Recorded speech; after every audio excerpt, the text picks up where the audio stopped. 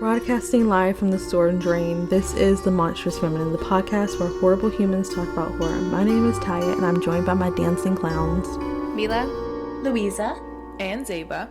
And in this episode, we are continuing with our theme, lore and horror. But before we get into it, go ahead and follow us on Spotify, YouTube, or the Apple Podcast app. You can find all of our links on our Instagram at The Monstrous Feminine Podcast.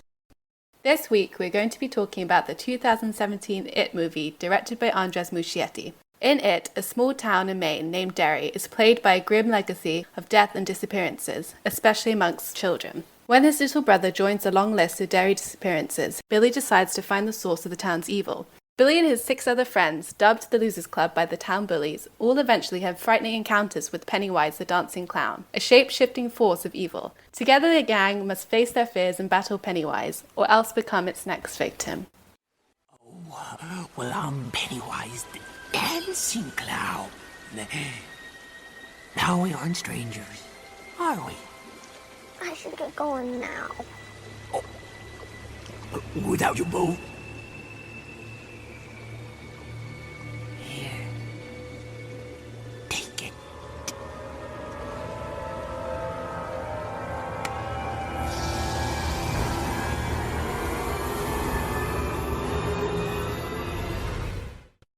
I have a story, and it's a bad dream. I had a nightmare. The theme of the nightmare was like the It movie clown. Recently, you did? It was like in the last few years, like when the movie was a bit more relevant when I saw it when it came out. Like, so I'm gonna say like probably like 2017, 2018 vibes. But I didn't actually find this movie, in all honesty, that scary. I really love it, but I don't think it's that scary. Mostly because I don't really vibe with like too much CGI, and like the dancing clown part when he's like in the fire just made me crack up. Yeah. Thank you, Zeba, for that demonstration.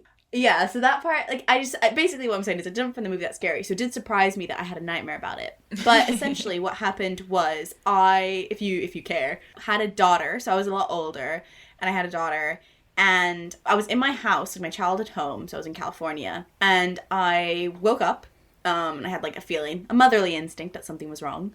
I go to the back door, like to the backyard, and my backyard at home is kind of bigger, and there was like a lot of fog, you know, like spooky.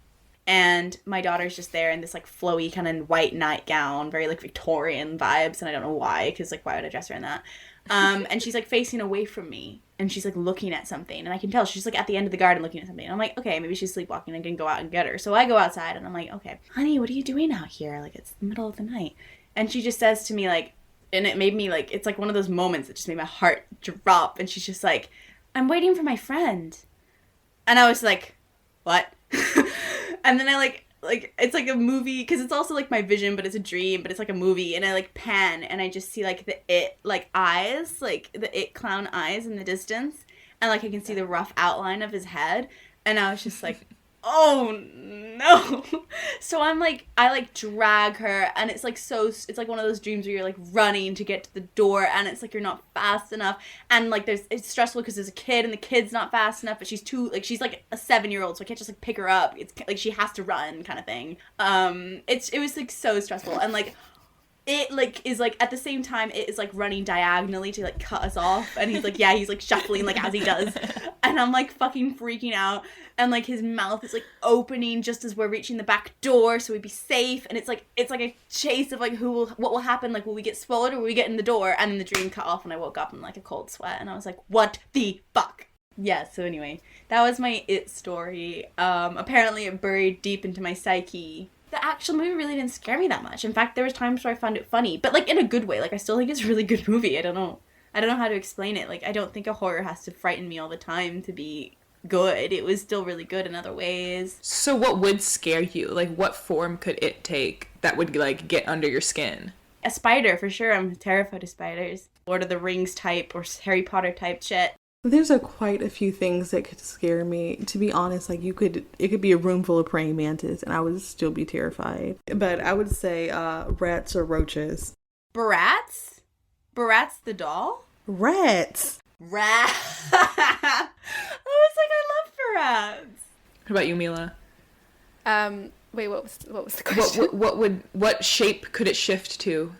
The clown. The clown, please. I'm pretty scared of clowns. Are you? I didn't see that for you. That's cute. I don't know, it's not like all clowns, but I don't like horror clowns. That must have been a rough time for you in like 2016 where everybody in the US had clowns showing up everywhere. And then it just stopped. Yeah, that was a weird time.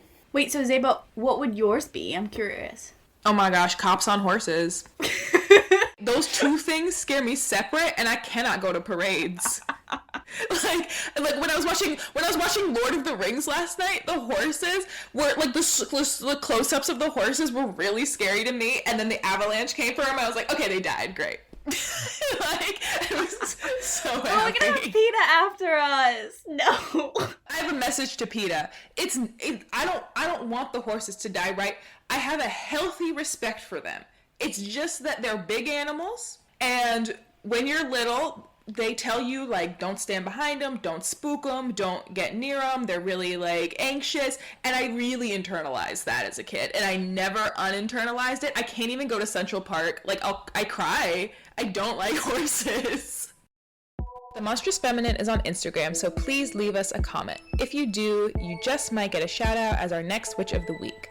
On this episode, our Witch of the Week is Amelia from Australia, and they said, "Genuinely love your podcast. I look forward to every episode. You are all so witty and fun to listen to. Happy 1 year." And then they gave us a little kiss. And this was on our 1 year anniversary post in April. Kisses to you, yeah. Which was in April. April. How do you guys feel about the fact that our podcast is a Taurus like me? I love that. I love Tauruses. I always fall in love with Tauruses. I've told you that. So, and I'm in love with us. So there we go. Amelia, I hope your spooky season is full of laughs and jump scares. Ooh, okay. That's a very a mixed wish. Those are good things. Jump scares? You know. Jump scares are... Why do we watch these movies, Louisa? Amelia, we really appreciate your continued support. We're so happy to have you as a member of the Coven, and we love you all so much. And this week, we especially are giving some extra love to Amelia. Friendly reminder that we're also on Patreon. For £1 a month, you can gain access to our Discord. For £3 a month, you can hear our uncut discussions from our main episodes. And for £5 a month, you get all that plus a bonus episode. If you enjoy our podcast, please support us. Any contribution helps. I'm going to start off by saying Richie from It reminds me of younger version of Louisa, who is making excessive "that's what she said" jokes. Like, he makes excessive "your mom" jokes. I feel like we're on a spiritually, like, the same vibe. When Ben says, Derry started as a beaver trapping camp, and Richie goes, "Still is, am I right, boys?" I was floored. I loved it. I'm sorry. I love that sort of immature sense of humor. The writer for this movie, if I'm not mistaken, is Cary Fukunaga, and he was originally supposed to direct, but I think at the last minute they changed the director. But I think he still penned the script for this movie. This is a really excellent movie. I always have a great time. I've seen it so many times. The first time I saw it was on a plane. Wait, same! Oh my god, I was the first time watching it was on a plane.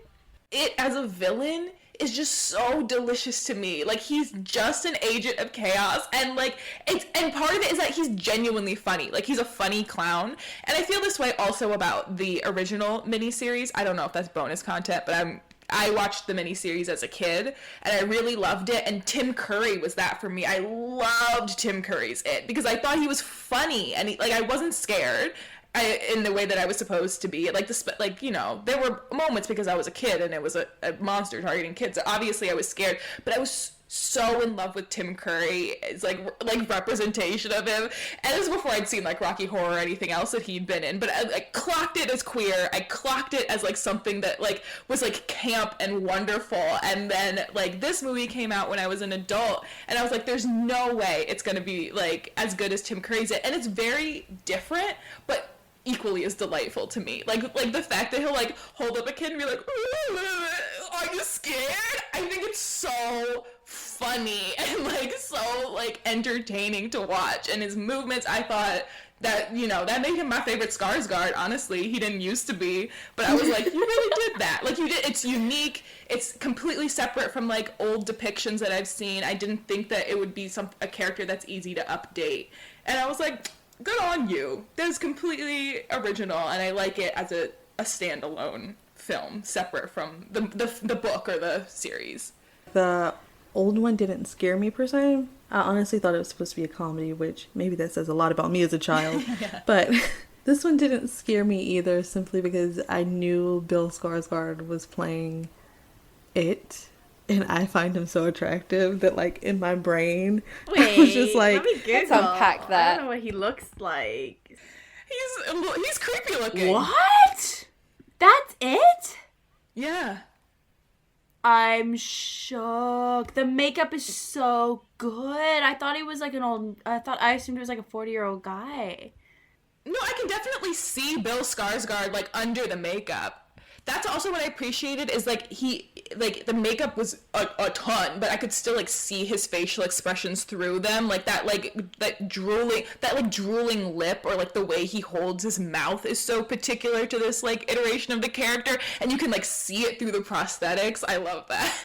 Also, can we talk about how amazing the kids' acting was in this movie? Oh, so good. Also, I just appreciate that this movie brought so many talented young actors and actresses onto the block, because, like, I've seen them in other films and television shows, and they've been just as incredible. And I think before that, it was like the market was very saturated with them using, like, maybe 2 to 3 people in everything. I mean, Finn was in Stranger Things, but everyone else was, like, pretty fresh-faced onto the scene from this film. And, like, seeing how their careers have evolved, chef's kiss. This was great casting. And their dynamics are so authentic. I'm like, that is exactly what it's like to be that age. Like, they didn't seem like too kiddie and childish, but I knew they weren't teenagers, which was important, and it was, like, just right. Apparently a lot of the dynamic between, I think, Richie's character and Eddie's character, a lot of their banter, some of it was improv, which I was like, that makes sense, because they were like, I did get the sense of, like, I don't know. It's the same thing I love about Stranger Things. It's like the kind of chemistry that I love between this, like, young group of young people, and I think they do it so convincingly. I love Sophia Lillis. I think she's a great actress. She was in I'm Not Okay With This, and I loved I'm Not Okay With This. I will fight to the death about whoever canceled that show or didn't renew it for a second season, rather. I am obsessed. Louisa is coming for you. I am coming for them, because, like, that show is delicious for queer content, and they didn't renew it because of COVID. They let COVID get that show, and I'm upset. And I think Sophia Lillis was amazing, and I really wanted to see her in that continued. But I will look forward to seeing her in other things, and all of them as well. Like, I agree, they've been great in other things I've seen them in as well. Their chemistry, their acting, amazing.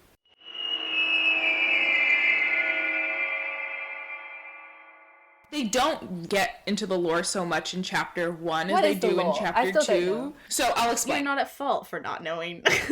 In my opinion, in the, like, Stephen King universe, it and The Shining are, like, the core of, like, a lot of the world building, where they do a lot of the explaining of how all the stories are connected. It all exist in the same universe. Okay. All of Stephen King's books exist in the same universe? Yeah. So, like, in theory, all of, like, other people have The Shining, perhaps, like, in the It universe, but, like, just not in Derry. Whatever. So, It is an alien who crashed onto Earth before America was colonized. This is also, Stephen King loves himself like an indigenous like abuse, I guess, situation. Like, he feels, I think, a lot of guilt, a lot of white guilt about just colonization. It's all on the shoulders of Stephen King. Poltergeist, The Shining, all of it involves some sort of like Native Americans interaction with the supernatural. And so an alien lands on pre-colonial America. It's all indigenous people living there, and the alien that is It sort of takes over and like sets up camp in Derry. And he's a shapeshifter, or It is a shapeshifter. I'm so sorry to misgender Pennywise like that, but yeah, we know it takes the form of whatever it feeds off of fear, and the fear of children specifically. Generally, like, I feel like it's not about killing them as it is about like capturing them and making them float and like adding to his collection. And it's like, it's no fun for it if they aren't scared. And adults aren't scared as much as children are, or aren't as easily scared as children, or as they don't believe. This is the same premise of Monsters, Inc. The Stephen King universe exposed. Yeah. So in chapter 2, they get way more into it about like the ship that it landed on, and the 3 dots when it opens its mouth, or the jaws sort of unhinge, and you see like the 3 dots circulating in there, like representative of like the alien ships that landed. Like there's a lot of lore in this like thing that they don't get into, because like all the children know, all that we're given in this movie is that every 27 years it wakes up from its slumber, like does a few like chaotic things to children and perhaps adults, and then just goes back and then wakes up again. And like, we talked about this last time. It was like, why is nobody in this town? 30 years is not a big gap. That's like cicadas. Like, nobody remembers the last time this happened. It happens multiple times in people's lifetimes. The children that were the targets then become adults in the town. No one ever leaves, apparently. No one talks about it except for the black kid's family, I will say. He was like, my grandpa told me all about this and told me that dairy is cursed. And they had spent weeks trying to research what was going on. And he was like, oh yeah, you mean the dairy curse that happens every 27 years? Like, my aunties know all about that. We've been talking about it. So I thought like it was interesting that he was the only one who seemed to like have any suspicion beforehand, besides a kid who goes to the library. My grandfather thinks this town is cursed. He says that all the bad things that happen in this town are because of one thing, an evil thing that feeds off the people of Derry. But it can't be one thing. We all saw something different. Maybe. Or maybe it knows what scares us most, and that's what we see. Stephen King's usage of Maine, which I believe is his home state, as the basis for all of his lore and horror is so fascinating, because nothing really happens there. And no one really cares that much about it on like a regular basis. But Hulu did a series called Castle Rock, and there's 2 seasons of it, and then they didn't renew it anymore. Very good, by the way. But it basically has all of his universes in one, and they use like actors from different movies. So they use like the actors from Carrie, they used Bill Skarsgård, they had like the Shawshank Prison. It's really cool. It's also set in Maine, and like the actors, when they were doing like a Sundance interview about it, were like, it was so random being in Maine because literally nothing is there. I think like Zeba spoke about this on It Follows, but like there's something very fascinating about where people choose the location for horror to be, because this definitely feels like it's personal to like him building a universe where he's from. But then in some movies, like we'll get to on the next episode when we do Candyman, it feels almost exploitative in a way, depending on where the location is. If I was going to write a horror, I would also pick some sort of... I wouldn't pick California. I wouldn't pick my home state. I would pick somewhere like Stranger Things, like Indiana, one of them, like kind of vibes. One thing I saw, I think, on TikTok was that in the It book, there's a scene with... Have you read it? Yeah, I've heard about this. I know all about this controversy. I know exactly what you're talking about. The kids have an orgy. Yeah. I don't know how I feel. Like, not even... Like, they obviously don't... This scene doesn't exist in this film. I don't know how I feel about kids in horror movies. I'm, like, coming to this weird realization where I'm like, I don't think, especially individuals like Stephen King, I'm not really sure they should be exploring this kind of adolescent narrative with all the fucked up shit they read an interview where he was talking about, like, this film, right, is about, like, the loss of childhood innocence. And he was like, that orgy scene, I'm not saying it's good or it should be in there, and it's definitely misplaced. But he was saying his kind of, like, reasoning for that was that it was about, like, you know, they're about to battle it or whatever whenever it happens, and like that was like a symbol of like transition from childhood to adulthood, and like and that weird intersection. But then that's weird, because you're basically saying like sex is the transition from childhood to adulthood, and people have sex at very young ages, and they're not necessarily adults just because they have it. No, I don't think that's what he's saying. I think he's like saying the loss of innocence in the sense that perhaps they shouldn't be having it, but they did, and there was like this weight, and like teenagers do these things that they're not ready to do. Fucking make them have an orgy to represent that. I don't think that's a good idea. Please, let's be clear. I'm not arguing for the orgy scene in the book. I don't think it should be there. I just think that was his reasoning for it, and I'm like, okay, I understand, but like, but that was silly, and I think he even said like audiences nowadays are more like attuned to this kind of thing, and this does not fly, this scene, which is like, yes, of course they wouldn't be, and that was a weird thing to put in a book amongst children. But also what you're saying, Mila, I don't necessarily think it's like wrong for children to be in horror in the sense that lots of children do experience a lot of these things. Not all of horror. That was too general. I mean, as Zeba says, horror is porn, porn is horror. I think that there's a lot of themes in horror that I don't think children should be a part of, or tropes. That's true. And it, for me, not this film, but like listening to like the universe of it and maybe the Stephen King material, I'm like, nah. Most Stephen King stories center around kids or adolescents in some way, or there's like a child in danger, and I think that is the subject of his horror, is like, especially like the bullying points. There's a lot of bullying in Stephen King books, and I don't know anything about the man's childhood. I don't know like what trauma he's experienced or what he's trying to sort through, but it's interesting to me that to him the scariest thing that can happen to you can happen when you're still developing. And I think this loss of innocence thing is not just a trope in It. I think it's in Carrie, it's in The Shining, it's in almost all of his work. And I think it's most evident in It because each kid sort of like represents a different archetype and a different type of loss of innocence. Like the two kids who aren't going through like trauma are the ones going through their bar mitzvahs. Like they're literally just growing up, and to like maybe like the pressure of that is their loss of innocence. Like that's why that kid is scared of the painting in the temple, or like, you know, I think it's interesting that there are degrees of trauma that they're going through and they're all scared. Like what Beverly goes through is not a bar mitzvah. I don't know, I've heard this like argument against like almost every Stephen King narrative of like, why is it kids and not adults? I think because to him it's scarier. Like it's more disturbing, like as a like a horror writer. But I think that like, yeah, the orgy doesn't need to be there. But the consumers are still adults. Well, that's worse.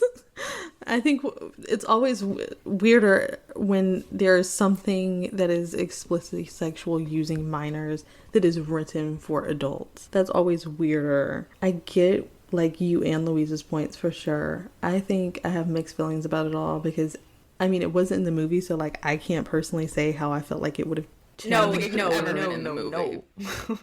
No. I haven't read the book, so I can't really say how it would affect the story. But I do think horror when you're an adult is very different in the way than it is when you're a kid, because like the things that you experience as a child really affect the way you are as an adult, versus when something happens as an adult, it may alter your life, but ultimately you still have like a homeostasis part of your being per se, or personality, that you will default back to. Like you have something like a baseline of you knowing who you are, versus like when you're a kid you don't know who you would have been if that didn't happen. Like it completely changes your personality and your perception and the way that you see the world. And I think that is what makes people enjoy writing about this time period in horror, and also like just in all the TV shows that are based in high school, when we're like, why didn't you just make them in college? It's that like that ability to say like this is a time where you can still like mold your personality and you aren't set. But I think the use of kids in horror like at large is like a tool, because kids are like we were saying, we did found footage. How long would it take you to believe something supernatural was happening? A lot longer than it would take a kid. Like those kids just sprang into action as soon as like something felt a little bit off. Like they had a moment before Richie had seen anything, like he was the last to see Pennywise, where he was like, I don't know what the hell y'all are talking about. He said, can only virgins see this shit? I love him. By the time they're adults, they're in denial. I agree. This movie is all about like, well, not all about, sorry, that's totalizing, but I do think this movie shows how children are more susceptible to the veil, which is something we've talked about in general. I obviously don't think the orgy scene should have been in there, but in terms of like using children as an instrument in horror, I don't think it shouldn't not be done, because I feel like children in horror are able to access a fear in me that adults in horror cannot, as long as it's used responsibly. And for all intents and purposes, I think these children were fine and pretty well protected on set. And that hasn't always been the case. Like, kids have been fucked up by acting in horror movies throughout But apparently history. I think Bill Skarsgård was really conscious about not scaring them. So in between scenes, he'd be really excessively polite. There's some great behind-the-scenes pictures of, like, them just goofing off with it. The kid in The Shining, in comparison, I think didn't know at all what he was filming. They told him it was a drama, and like avoided the horror. And then he wasn't until after he was like, shit, it wasn't the most scary movie of all time. Although I guess that didn't traumatize him because they sheltered him completely. Again, I think this is like exactly what we were saying on I don't remember what episode it was, but like the rule of thumb is if you would not receive your PhD for it, then it is not ethical to do on film. So if you're lying to people about where they're filming or giving them like the false impression, or their parents or anyone, then you're in the wrong. Rated R movies that star kids crack me up, just always. Like watching kids swear is just always funny to me. Children in horror isn't entirely off limits because I think we access really primal fears that way, as long as it's done and made and produced responsibly, which I believe, as far as I'm aware, this film was. I think it's scary because it plays on your childhood fears. Like I said, like I remember being freaked out by a weird painting and like, what if it transformed? I remember like, you know, reading something scary, like Ben does when he stumbles across a history book. He saw something he shouldn't have because he was too young and it was graphic content, and then it appears as that history corpse from the photo from the history archives. I remember, well, I've never been afraid of the leper, and this is kind of what you're talking about, Zeba, with the degrees of trauma. But the hypochondriac kid obviously sees a very diseased man. But more innocent, I remember being scared of like the spooky basement. Like I'm still scared of fucking basements. And so it appears in the basement. Like I think like that's kind of a really primal way of like taking something that's quite innocuous, a childhood fear, and then making it the horror. I like that intersection. But then obviously it gets more and more insidious because Mike's trauma of his burned alive parents, which was some sort of hinted at racially motivated attack, and then Beverly, obviously, with her pedophilic, sexually abusive father. They are very different scales of abuse. But also, there's something I wanted to pose to you guys. I couldn't quite remedy the whole excessive predation of Beverly.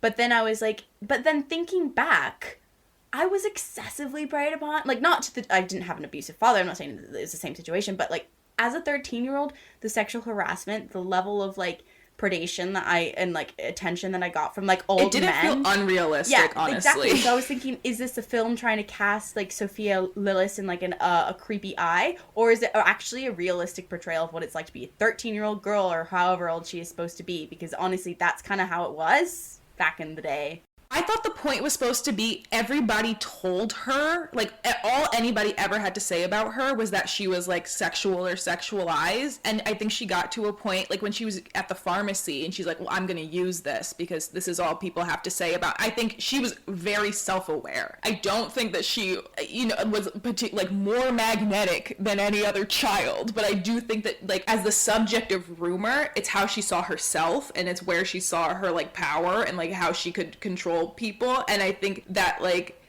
there's a lot of pedophiles in Stephen King as well, but I feel like that's because he finds it to be a very scary thing. Like, the most scary thing in the world is, like, an adult who betrays children. And like, for those adults to be everywhere, like, nobody helped. The bullies were gonna kill them. There was nobody to help them. The cops were not going to help them. Their teachers were not going to help them. Their parents were either abusive or useless.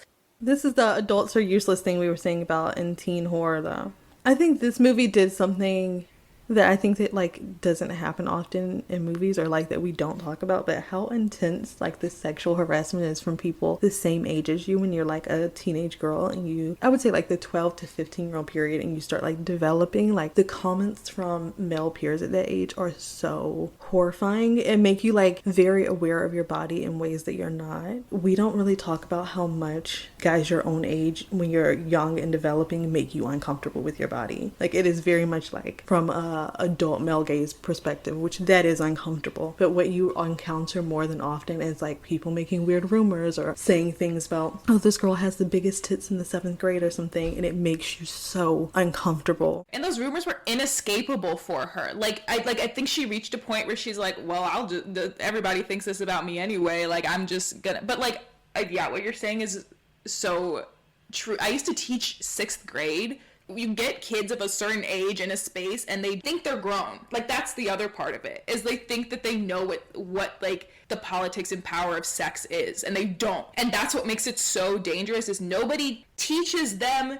any level of like okay, we can teach them consent, but we don't teach them like respect for each other, or that like lying on somebody or judging somebody for what they do with their body is like, or don't do, is like completely inappropriate because we're like afraid to talk to like middle grade kids about sex. Especially in America as well. Like, America is extremely repressed. To have a horror movie based in that kind of fear is like so primal to me. Yeah, exactly, which is why I'm not writing it off. I just think do it responsibly. Yeah. Being 12 to 15, like that time period you gave Tyia, like that was the most I was ever catcalled, especially if I was in my school uniform. Our sex ed was so clinical. Like, we talked about our reproductive systems, but then there wasn't anything about the transition in our bodies. There wasn't anything about the intimacy of sex. Anything beyond it being like, you menstruate or you can conceive and have a child. There wasn't anything about like how it actually feels to embody certain things. Although that is a great basis for horror, I think I just like feel very uncomfortable depending on who is creating it and also then who is watching it. Also, like, this time period is like when I felt like dress codes at my school were enforced a lot more, because when I was in like 5th grade and stuff, no one really cared what we wore. But like when I hit 6th grade, it was like no spaghetti straps, no ripped jeans or anything, and it was not really enforced at all for the boys at my school. Like, they would come to school wearing anything. There was even like a time period where they started wearing those shorts that are called like chubbies, that are shorts for men. Wow, bring back chubbies. None of them ever got in trouble, but it was like the awareness of like how my teachers policed my body made me have even more like confusion during this time period. And I feel like I've also seen like a lot of young girls on social media talk about like how their teachers police what they wear, especially coming out of like that COVID quarantine and people being very comfortable wearing like loungewear or having like that time away from school to be like comfortable in your body enough to wear whatever you want, and then coming back and having immediately like put in this spectrum of people being like, but you can't wear this because it's too tight and that'll distract the boys. It's like it makes young women feel like their body is just a display for men. If something is flattering for your figure, oh, it's too distracting for a man. And like that is such a violent way to address the maturation of the female body. I remember a PE teacher telling me like I couldn't wear like I had an off the shoulder like top once, and they were like, you can't wear this. And she told me a story. She was a woman. She told me a story of like when she wore like a blue thong under white shorts and how everyone made fun of her, and that's why I couldn't wear strapless top, because someone might pull it down and like see my breasts. And it was all about this like fear of like what might happen. And I was like, but that's not gonna happen if I surround myself with respectful people. Like, that's on them. Yes, and also like if something happens, you should punish that somebody. Yeah, straight up. Actually, my school left it up to student council to decide the dress code, but the student council was all senior boys, like my classmates, and they decided to make a stricter dress code. I'm like, you don't want to see some bitches in leggings? Like, what is wrong with you? You sound so bitter. You're dead ass just exerting power over your peers right now. It was fucked up. It was like, I understand why the administration was like, all right, our hands are off it. Y'all decide. And I'm like, but the demographics of the student council were like Republican boys. We're really unlocking a lot of like childhood things, because I remember in terms of like young boys policing your body, I got so like honestly so much shit for being like flat chested. Like, it was ridiculous the amount of ridicule. Like, even from like my crush, he was like, oh, I was saving you for high school. And why he wouldn't date me at the time in middle school, because I would be like more developed in high school. Like, that was a fucked up thing to say. I got like, yeah, it was like relentless. Like, I was like, and I never really had a thing. Like, I probably would have been fine, but like boys and like your peers in general make you so aware of your body.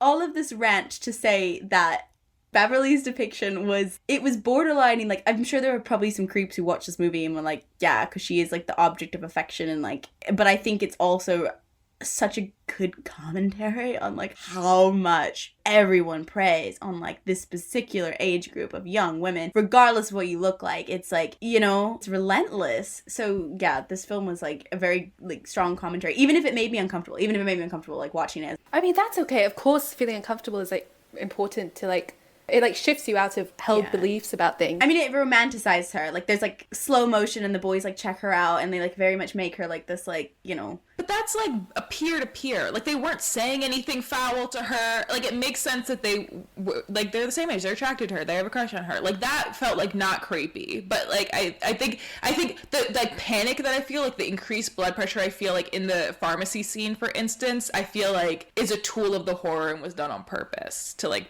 highlight something. Can we talk about the bullies for a sec? That is not bullying. That is assault. Like, I was talking with my friends about, like, there was this point in our, like, middle school era where, like, they were gonna crack down on bullying. Like, that was, like, the campaign everywhere. And they show these graphic, like, documentaries and, like, things in school about, like, people who'd been, like, brutalized by school bullies. And I'm like, actually, you've just raised the bar for what is bullying way too high, because now nobody thinks they're being bullied unless they're being physically assaulted. We've talked about this with the teen horror episode as well, or maybe some kind of, I think it was one of those episodes where we talked about like the portrayal of bullying, and it's also like how schools tackle bullying, because like you're saying, Zeba, when you're calling it like, oh, you're bullying, you really minimize and diminish what it is, and at the same time overlooking the harm that lesser forms of like, so verbal or harassment or whatever forms of bullying can look like. It's kind of like you do both sides a disservice, because you should be calling like, I knew the story of this guy who had, like, you know, horrible, and they called it bullying, and his, you know, bulliers did not get charged for, like, assault like they should have, simply because it was, like, deemed, like, young school bullying. It's like, well, no, if it's a case of, like, violent assault, you need to call it what it is. Like, bullying has to have a scale and, like, a limit to it. And at the same time, and then you can focus on what it is, and then you can actually tackle it. Because if you're just showing children, like, violent, like, stuff, and this is what bullying is, you're overlooking the other forms of it, are lesser, not lesser, but, like, different. They never went for help. Like, the rock fight was insane. You're telling me you went home to your parents after you could have died. Couple of concussions, you're out. And they came back, like, bruised up, beat up, fucked up. And their parents never said He had a name carved in his stomach. He straight up was carved.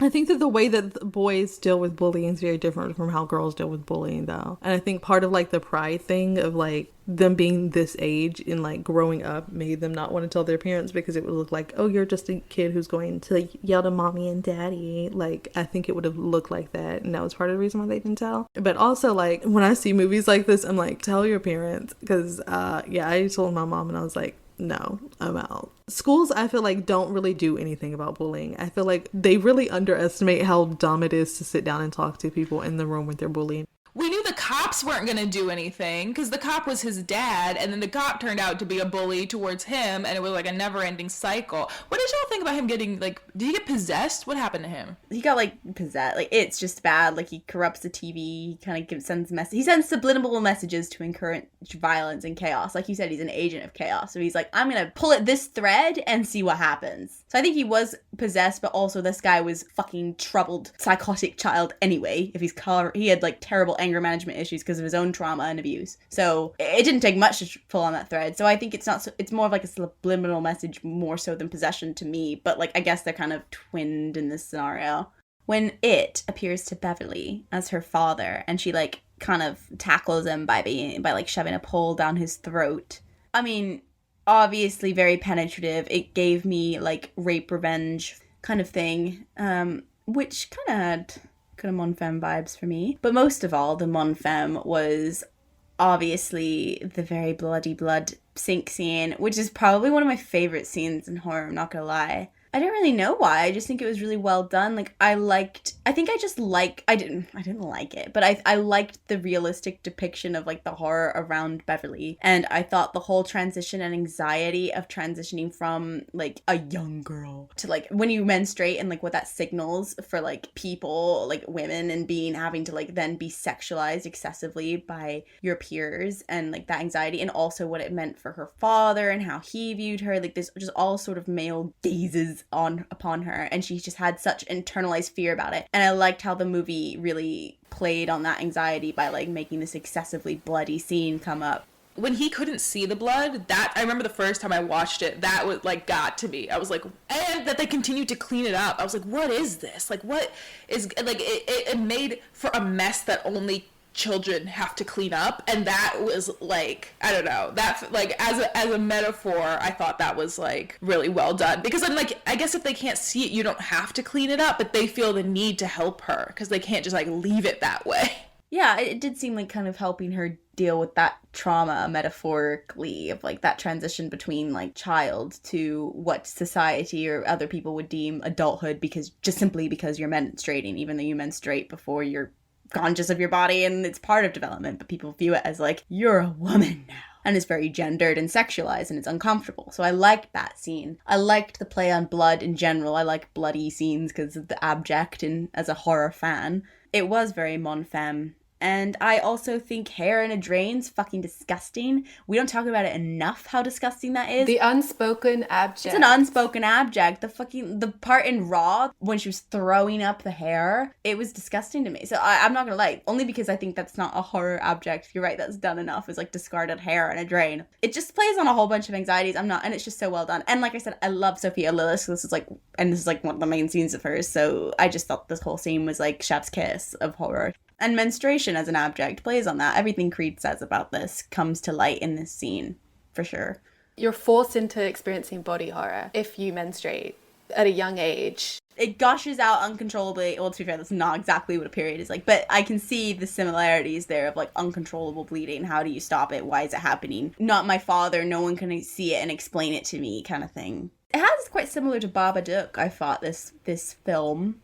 Pennywise appears on like the sort of film projection in the movie, and likewise, and also like TV and stuff. And Babadook also kind of appears in the TV, like you said, Zeba about and Mila, about like the kind of camp kind of vibe to the villain. I thought they were very funny. I thought it made sense why they were shipped on the internet, on Tumblr, Pennywise and Babadook. That's brilliant. You never knew that? You're right, they're obviously boyfriends. I've been so blind. I'm obsessed with that. Yeah, me too. Aren't they on 2 different continents? They meet in the Upside Down for dick appointments. Thank you for listening to The Monstrous Feminine. Be sure to follow us on Instagram, SoundCloud, and Spotify at The Monstrous Feminine Podcast, and on Twitter at The MonFemPod. Subscribe to our YouTube channel and rate and review us on Apple Podcasts to be our next Witch of the Week. We also have a TikTok. Follow us at The Monstrous Feminine Pod for podcast clips and more fun. Brooms up, witches out.